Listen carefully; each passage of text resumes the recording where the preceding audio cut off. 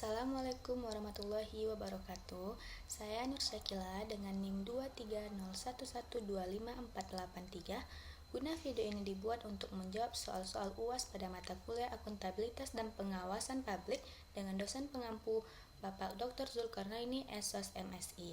Baiklah, soal yang pertama yaitu jelaskan framework dari akuntabilitas publik. Framework akuntabilitas publik adalah kerangka kerja yang digunakan untuk memastikan bahwa organisasi publik termasuk instansi pemerintah dapat bertanggung jawab atas keputusan, tindakan, dan hasil yang dicapai dalam melayani masyarakat. Kerangka ini mencakup beberapa komponen utama.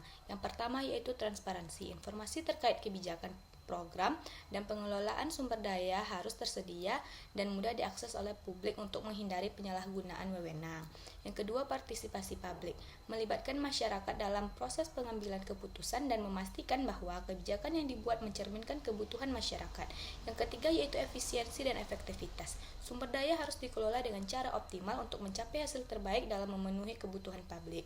Yang keempat yaitu integritas. Pejabat publik harus bertindak dengan jujur, adil, dan sesuai aturan hukum, menghindari konflik kepentingan atau penyalahgunaan kekuasaan. Yang kelima ada evaluasi dan pelaporan. Setiap kebijakan dan program harus dievaluasi secara berkala dan hasilnya dilaporkan kepada publik sebagai bentuk tanggung jawab moral dan hukum. Yang keenam yaitu ada sanksi dan penghargaan. Sistem pengawasan yang tegas harus ditetapkan termasuk memberikan sanksi terhadap pelanggaran serta penghargaan untuk kinerja yang baik.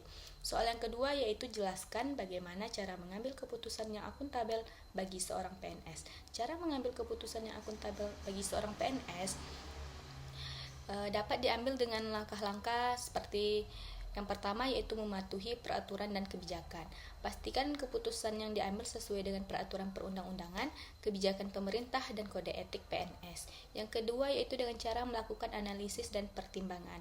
Dengan cara mengumpulkan data dan informasi yang relevan, analisis dampak dari setiap opsi keputusan terhadap masyarakat dan organisasi, libatkan pihak terkait dalam proses pengambilan keputusan untuk mendapatkan masukan yang komprehensif. Yang ketiga yaitu dengan mengutamakan kepentingan publik, memprioritaskan keputusan yang memberikan manfaat terbesar bagi masyarakat, bukan untuk kepentingan pribadi atau kelompok tertentu. Yang keempat dengan cara dokumentasi dan transparansi. Catat seluruh proses pengambilan keputusan secara rinci, termasuk dasar hukum, tujuan, dan alasan memilih opsi tertentu.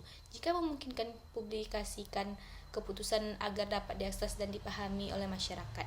Yang kelima yaitu dengan melibatkan mekanisme partisipasi.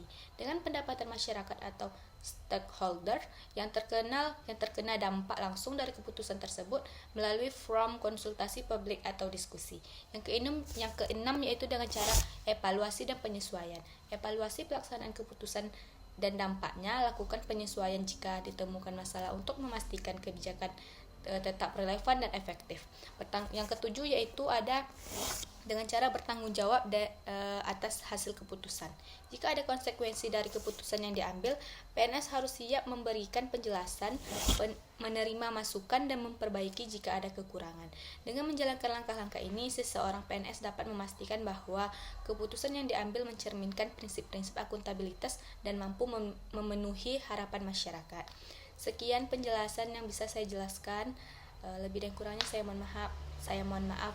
Wabillahi taufiq wal hidayah. Assalamualaikum warahmatullahi wabarakatuh.